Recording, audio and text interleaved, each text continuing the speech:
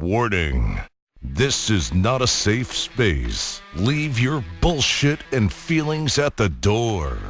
Hey, this week we continue our 6-part series on the patriarchy. Is there really a patriarchal state? We're going to prove to you there isn't. It's time for the most raw and unfiltered experience on the internet. So kick your feet up and grab a cold one. You have just entered the Man Cave. And now, here they are, winners of the self-proclaimed International Greatest Men Alive Award, Brad and Terry. Hey, thanks for joining us again here in the Man Cave. I am Brad. And I'm Terry. Hey, make sure to check us out on Facebook, Instagram, Twitter, and listen to us over on iTunes, Google Play, SoundCloud, Stitcher, and YouTube as well. But if you want the full, no bullshit experience and the ability to win prizes, you're going to have to subscribe to us over on Patreon. We'll talk about that more here in a little bit. I got the beer today. Oh, yeah, you did. You got a good old crowd pleaser. That's the Fat Tire. Yeah, one of my favorites. Yeah, brewed in Fort Collins, Colorado, and Asheville, North Carolina. Why don't you open that thing up with your man card? Got it. And speaking of man cards, don't forget we are giving them to all patrons until the first of the year. So whether you are a $5 or $1 subscriber to Patreon, we will be sending you out your own man card. Yeah, a lot of things you get for only $1 right now. Yeah, and you get access to ass. Yes, the after the show. Yeah, everybody loves a little bit of ass.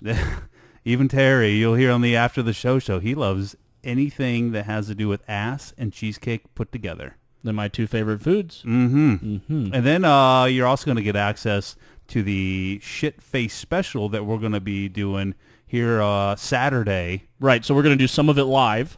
Yep. And then we're going to record more that we will publish later as well. So you'll see us live before the Conor McGregor fight on Saturday, and then what happens afterwards, because we want to give you all the time to watch the fight without having to look at our ugly faces. Our ugly asses. Right. And then we'll post the remainder of our drunken behavior afterwards. True statement. Yeah. All right, moving into the topic. So this is, like we said at the beginning, week 3 of our 6-part series debunking the, quote, male patriarchy. Bum, bum, bum. Yeah, and this is definitely an interesting point in the idea of a patriarchy, and that is the patriarchal state. Yes. So to me, when they said a patriarchal state, it really had to do with the government. Yeah, and that's what I took from it also. And I'm not 100% sure if they're referring to that the government is a majority men, or if the government makes laws favoring men. Yeah. Or I wasn't really sure. Maybe they're talking about both. I don't know. I took it very much as the fact that they believe somehow women are not given rights like men are. Okay. And I was very confused by it. Yeah, because I thought the same thing also, and I struggled to think of a right that I have that a woman doesn't. I struggled to, because there is nothing. Right. Realistically, and again, we are open to debate here on the Man Cave. Oh, yeah. If you hear this episode, leave a comment on the YouTube, leave a comment on our Facebook page, over on Twitter, anything. Leave a comment on something, and we'll debate you. But I do not see a right that men have that women haven't. Yeah. And honestly, I mean, even the government has protected women with things like Title IX has come out, which declares that the government now has said that 50% of college students are women, right? You have a campus, 50% are women, right? Then 50% of the athletes at that college have to be women too. That really makes no sense to me whatsoever. No, because what if not 50% of women aren't necessarily interested in playing a sport? Yeah, so what are you going to force women to play a sport, or are you going to take away sports from men? They're taking away sports from men. The University of Delaware demoted their cross-country team a few years ago down to just a club status in order to comply with Title IX.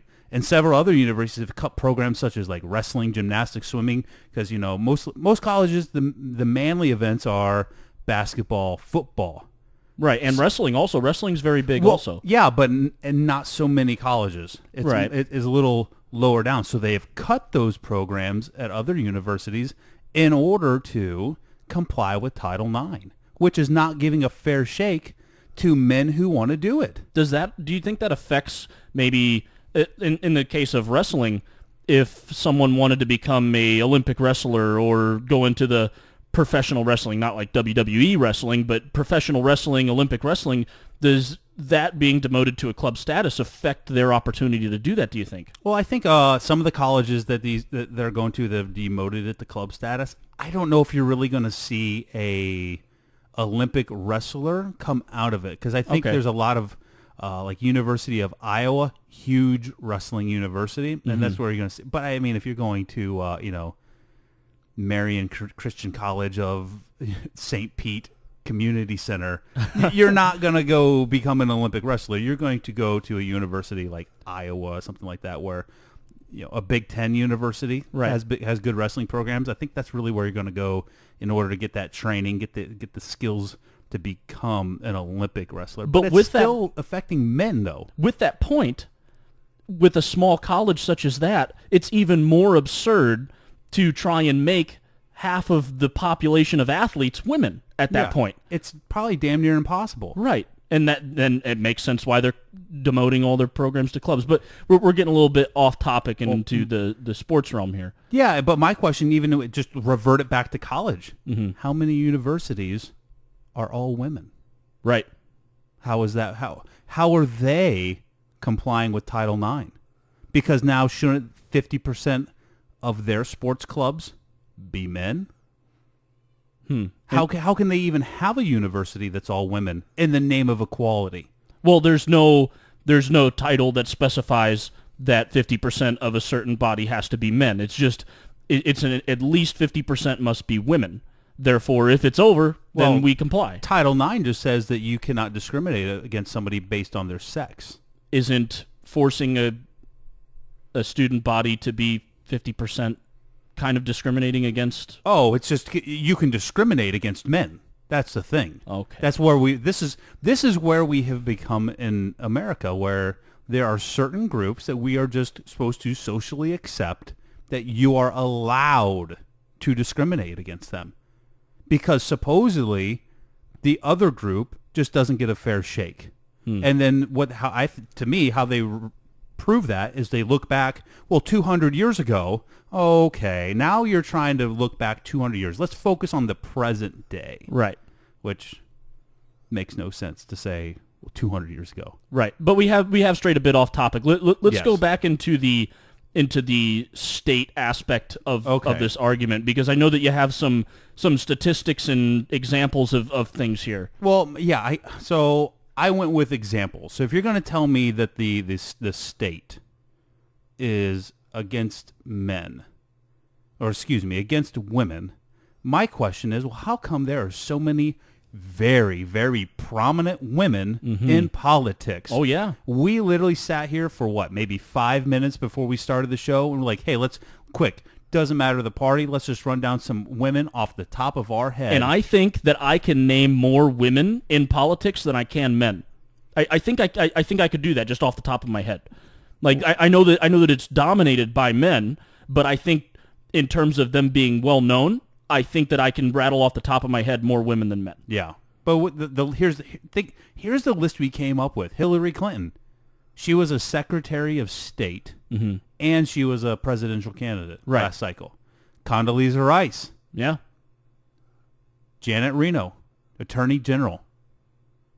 Dianne Feinstein, Nancy Pelosi, Elizabeth Warren, Claire McCaskill, Nikki Haley, Sarah Palin, Jan Brewer, Michelle Bachmann, Mia Love, Sandra Day O'Connor, and that was just us spitballing for less than 5 minutes. Oh yeah, and if you look at the ratios, it's actually not as dominated as you would think. Yes, there are still the majority men, but what is it? Over 25% of the House of Representatives are women right now. Yeah, it's something like right around 25% of them are women. And that is not the fault of a, let's say, patriarchal government or state. If you want a woman representing you, vote for her. Right? Yeah. I You, mean, you have the right. you have the right since like around 1920 with the 19th Amendment. You have the right to vote. And if you look at the statistics, every year more and more women are getting into politics. It is ever increasing. What will they do when there's when they shift it? Let's say 30, 40 years from now, and it's a majority women. What are they going to do when that happens? I think that a lot of people will be really happy. They'll find a new issue to complain about is what they'll do. But I'm just Right. saying, like, at what point will you be satisfied? When only women are in politics?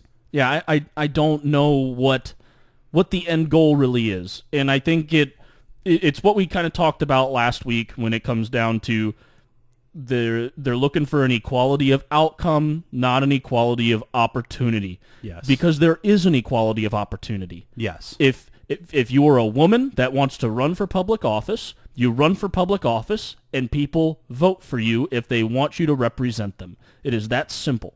Yes. Yeah, it is that simple. Everybody gets one vote.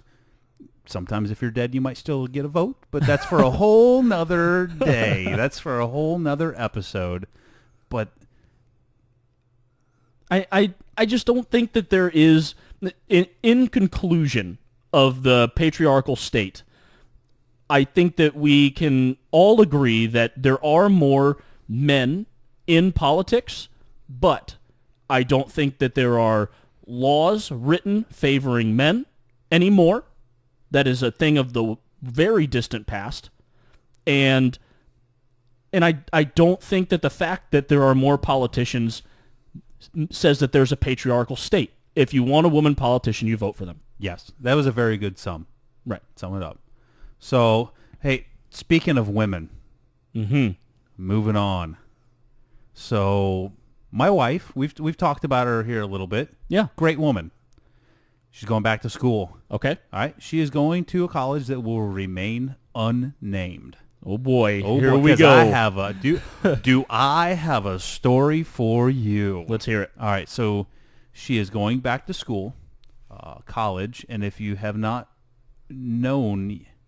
figured this out yet, college may not be the place to send your kids if you want them to not be indoctrinated with quite a few of the topics that we talk about right now. Mm-hmm.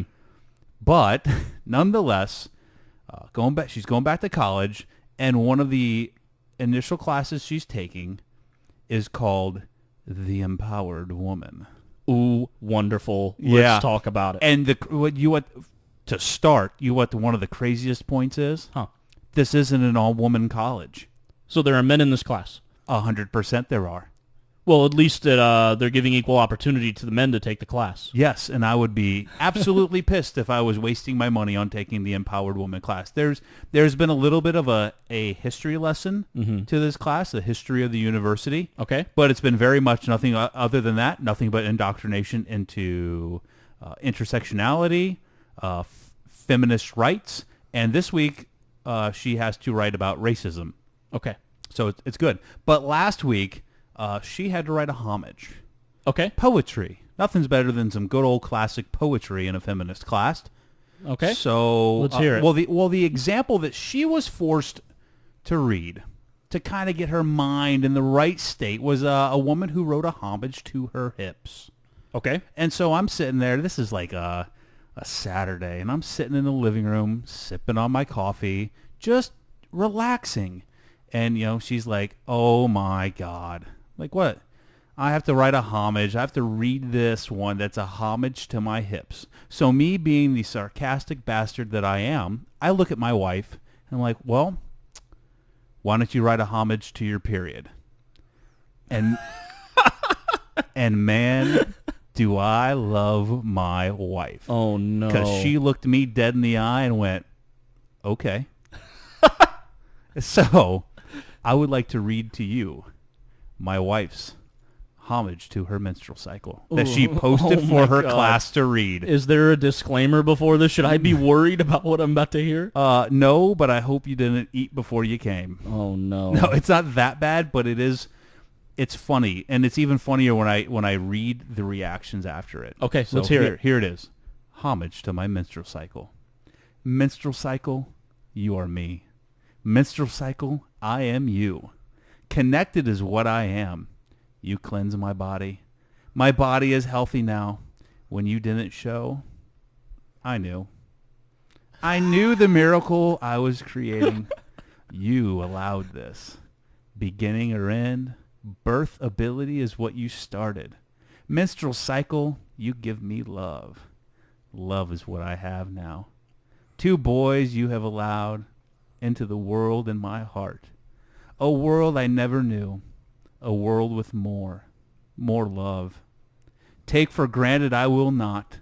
Blessings I will have for you until you are no more. Wow. And she did this to make fun of them, of how stupid of a homage can I just really write to for this class. Right. But the reactions are priceless. Nobody understood. So this is online class where people respond to the word. Okay. So the responses that she received are just, people are eating it up like cheesecake on a butthole for Terry. Ooh, boy. Oh, they're like, one of them is, I love this. I really like the connection between the menstrual cycle and your children. No. The flow of the poem, they said the flow of the poem was so intriguing. The switch from minstrel to talk of love for your kids is great, and it all still connects. I have to admit that your title was shocking to me, but I actually love your poem. I would be afraid to talk about that subject in public, but good for you and speaking out and proud. But you're right, though. Menstrual cycle is part of us that allows us to create miracles in this world. And she's just, I'm making fun of them. Yeah. How do they not know? I was like, you know what? Last week in class, you just need to make a post and be like, y'all are suckers. Y'all are freaking suckers, man. That's wonderful. Speaking of suckers, if you haven't noticed, if you didn't listen to last week's podcast, Terry improved, but only to 1-1. Yes, I did win a pick last week. 1 pick. Yes. Still waiting for a 2-0 week. But with that being said, my second pick was close. You know, my dad always told me close only counts in horseshoes and hand grenades. All right, let's move on to this week's football. Yeah, let's see what Terry has in week 5. There's some pretty weak and one-sided games this week. And you're going to go for them? No, I'm not. Okay, good for you. So the way I've been doing this, you probably picked up on it. The Monday night game is always going to be one of my picks. Okay, yep. And then I'm going to pick just another game that is a decent matchup or like a good division rivalry game or something, you know? And we'll start with the Monday night game this week. We have the Redskins and the Saints. And the Redskins are 2-1, Saints are 3-1. It's going to be a good game. Okay. It's one of those that you can't really say that one team is going to dominate another team in any aspect. The Saints offense, always good. Yeah. But the Redskins defense is killing it this year, but I don't know if they can really stop what's going on in New Orleans. Okay. So where are they playing at? In New Orleans. In New Orleans. Yeah. So I'm going to take the Saints over the Redskins. Okay. Just based on the fact that you can't stop Drew Brees at this point. He's playing too good.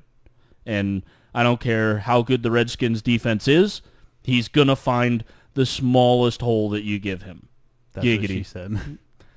The next game I want to go over is the Dolphins and the Bengals. I already know who you're picking, baby. Yeah, I'm a Dolphins fan. Yeah. But both teams are 3-1. Okay. Which that's a good start for the Dolphins. Yeah, but in terms of rankings of like offense, defense, all that, the Dolphins are in a shitty spot. But they're 3-1. They're playing well. Yeah. The Bengals, however, are not in a great spot in terms of rankings either, but based on both teams' first 4 weeks, I want to say the Dolphins just because I'm a lifelong Dolphins fan. Mm-hmm. But the stats say Bengals. Okay. but I'm going to go with my gut here. I think you're going more with your heart. And my heart. And I'm going to say the Dolphins over the Bengals. Dolphins and the Saints this week. Yes, Dolphins and the Saints. You heard it. Let's see. Well, you're 2-6 right now. Ugh. Yeah. How's your actual fantasy league going though? I've only lost one game. Okay. And it was very, very close.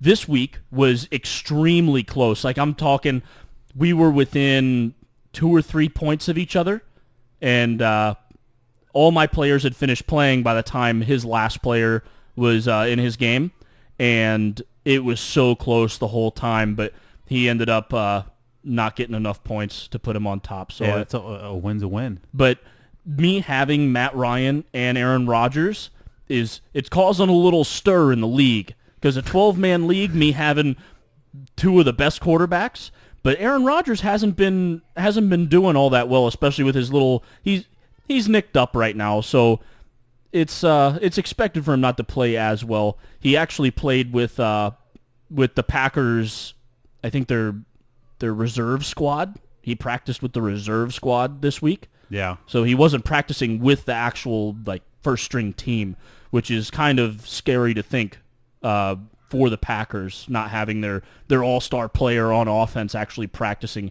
with their team. But Matt Ryan is carrying me. Matt Ryan, Ezekiel Elliott are putting up crazy numbers every single week. So I'm definitely loving what's happening in my fantasy league. But the bye weeks are coming, and weeks 7 and 8 are going to be real rough for me. Okay. Yeah, but I figure if I take the way I did my draft, almost all of my star players have buys week 7 and 8. Almost all. So I'll take the L week 7 and 8. Yeah. But I should be solid through the rest of the season. Yeah, so I mean that'll really only be okay, you take 2 automatic kind of losses. Right. But I mean I can always I can pick people up and try to win it, and Greg Olson's coming back soon, hopefully, and then I'm solid at the tight end spot because my tight end's hurting. But once Greg Olson comes back, I think I'm in a real good spot. That's good. Yeah. All right. What do you want to talk about next? Well, I have a question for you. Shoot. I was in the gym, of course, and I was feeling exceptionally alpha. Mm-hmm. And I pondered the idea of what is the most and least alpha exercise that you can do in the gym. Ooh. So I have a most and a least picked out. Okay. I'll go over my most, and then you can think about yours. We'll go to your most, and then we'll talk about our least. Go for it. So I think the most alpha exercise you can do in the gym, dumbbell shoulder press, seated. Okay. You're open, your arms are up, you're over your head.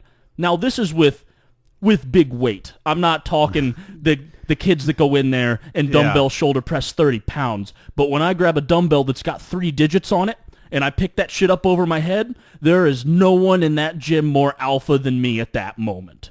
Yeah. My elbows are out, my lats are spread, I'm big and open, and I'm pushing something that nobody's seen in a long time or ever. Okay. So that's my most alpha. All right. You ready? Yeah. I've had mine. Okay. And I'm gonna stand by it. Okay. A deadlift. Mm-hmm. Nothing is more alpha than some dude. That's my second, yeah. Picking up 400, 500, 600, 700 pounds. Oh, yeah. The mountain, picking up over 1,000. Brian Shaw, picking up over 1,000 pounds. Bar bending. Yes. Nothing is a better feeling than picking up a bar and it has so much weight on it. It's bending. If the bar ain't bending, you're pretending. That's what I always say. Oh, so that is to me, the most alpha. That was a very close second. Yeah. Because there's nothing like grabbing that bar and just screaming on your way up. Yeah. And then everybody's head turns and looks at you when you can't fit any more plates on the bar. You know, Yeah. Or at least there's at least 4 plates. I'm telling you, I'm a firm believer that 4 plates is the first sticking point for most men.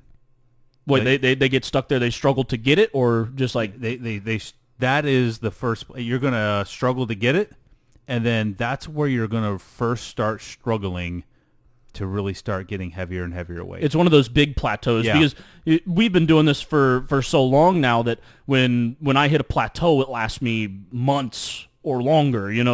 My plateaus last a long time for me to get past, and it takes some creative ways to lift for me to get through plateaus. So, I remember when I hit 3 plates for my first time, I thought that was a big deal. Yeah. But I quickly skipped up to 4 plates. Oh, yeah.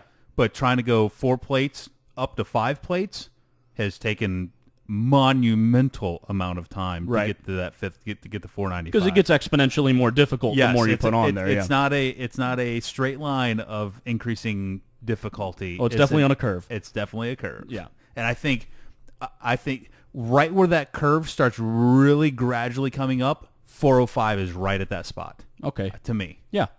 All right, go for your least alpha. All right. My least alpha has to be the good girl, bad girls. The hip abductor and adductor machine.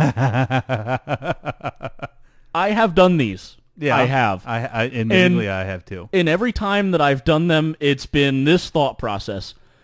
Man, my hip flexors could use a little bit of work, or my inner thigh or something. I need to do something to get this squat max up, and I've been stuck at this weight forever.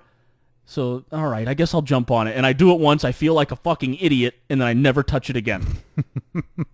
But then that thought comes back once I get stuck again. So what if? But I feel like an idiot on that thing. Like everybody's just looking at me like, what the hell is that dude doing on that machine? Yeah. Why is a dude on that machine? Yeah. It's typically a chick machine. Right. And they can get on it all day. I hate it when they're facing the wall. Ugh. It's usually for a reason. I know. All right. What you got for your least alpha exercise? So mine isn't, I don't even know if mine's really technically considered an exercise. Okay. Because most of the time when I see people doing it, it's more of a warm-up. Okay. But they do this thing. Oh, I know. And the reason why I call it an exercise, because they do it, and I'm telling you, you're not working anything. You're kind of working your bicep by holding the weight, but when they make a 90-degree with their arm, and they just kind of go in and out with it, what are you doing? So I've asked people who I've seen do it before, and they've said they're warming up their rotator cuff. Why don't you just do like arm circles with some weights to really move your shoulders? And which is what I always start my warm up with is Yeah. like I grab a small plate and I do some arm circles and stuff to really warm up my shoulders no matter what I'm working that day. Like I'm worried about my shoulders, as everybody who lifts consistently should be. Mm-hmm. But I just warm up with a small plate and some arm circles. I don't get that thing either. I was gonna say, did they make a good case for why they do it? No. They just said that they're warming up their. They read it on bodybuilding.com somewhere. Probably. They guarantee they did. Yeah. I've only heard one good piece of advice from bodybuilding.com, and that was, it really helped me get over a squat plateau. Was where most people, I try to never do 3 sets of 10 because I feel like it's the most average thing you can do. But it gave the example where most people do 3 sets of 10. After that third rep, your form starts to really suffer. And when you're up in heavy weight on squat, if your form is just the least bit imperfect, you're probably going down. It's all form. And what bodybuilding.com said to really practice your form with heavier weight is to, instead of doing, for example, 3 sets of 10, would be do 10 sets of 3. That way you're getting high quality form reps in, instead of, you're doing the same amount of reps, but they're all high-quality form reps. So that was a good piece of advice, which I actually applied, and I definitely credit that to me being able to push past a plateau on my squat. Sun shines on a dog's ass every now and again. Yeah, every now and then. Hey, don't forget to check us out over on Facebook at the Official Man Cave Podcast, on Twitter at the Man Cave 14, and over on Instagram at the Man Cave Podcast, also on YouTube. But for the full, no safe space, no bullshit experience, check us out and subscribe to us on Patreon. For only $1, you're going to get entered to win a UKEG 64-ounce stainless steel growler and all prizes that we give away. You heard that right. For just $1, you're going to get entered in to win a $140 fully pressurized growler. And don't forget, you're also going to receive, if you subscribe by the end of the year, the man card. Yeah, and that's regardless of what tier level you subscribe for. So whether you're $1, $5, you're going to get that awesome man card. It's made of it's fully made of metal, laser engraved, and doubles as a bottle opener. Fits right in your wallet where your credit card would. Absolutely. And just for $5 a month, you not only get entered in to win all the prizes, you're going to get exclusive access to special podcasts like the After the Show and the Shitface Special. Exclusive access to us to be able to tell us what you want us to talk about and give us feedback on topics for every podcast. And before we go, we'd like to thank our patrons. Yes, thank you very much to our current patrons. Thank you, Lance, Alex, Rachel, Zach with a K, Zach with an H, Mark, Martin, and our newest patron, Curtis. Thank you all very much. We don't take your support lightly. We really appreciate everything that you guys do for us. Thank you very much. Absolutely. But hey, you don't have to go home, but you can't stay with us. We'll see you next time here in the Man Cave. Don't let the door hit you on the way out. Any real man would follow us on Patreon for exclusive content and prizes at patreon.com/The Man Cave Podcast. The Man Cave. No safe spaces. No bullshit.